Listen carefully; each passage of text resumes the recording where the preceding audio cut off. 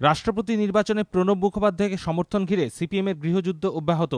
আগেই প্রকাশ্যে পলিট ব্যুরোর সিদ্ধান্তের সমালোচনা করে দলের কোপে পড়েছিলেন সিপিএমের তরুণ নেতা ও দলের গবেষণা শাখার আহ্বায়ক প্রসেনজিৎ বসু।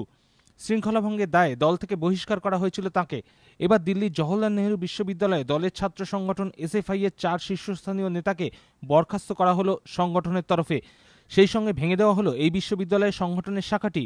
ইউপিএর রাষ্ট্রপতি পদপ্রার্থী প্রণব মুখোপাধ্যায়কে সমর্থনে পলিট ব্যুরোর সিদ্ধান্ত নিয়ে প্রশ্ন তুলেছিল এসএফআই এর জেএনইউ শাখার একাংশ। প্রকাশ্যে বিদ্রোহ করেছিলেন প্রসেনজিৎ বসু। এরপরই সংগঠনের এই শাখার বিরুদ্ধে কড়া ব্যবস্থা নিতে শুরু করে দল।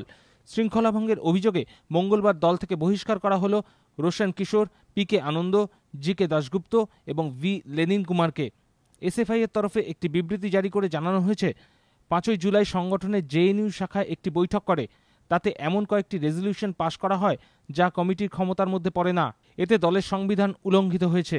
প্রথমে কারাট ঘনিষ্ঠ বলে পরিচিত প্রসেনজিৎ, তারপর সংগঠনের 4 শীর্ষ নেতা একের পর এক বহিষ্কারের ঘটনার জেরে রাষ্ট্রপতি নির্বাচন ঘিরে সিপিএমের অস্বস্তি আরও বাড়ল বলেই মনে করছে রাজনৈতিক মহল। বিজেন্দ্র সিংহ, এবিপি আনন্দ, নয়াদিল্লি।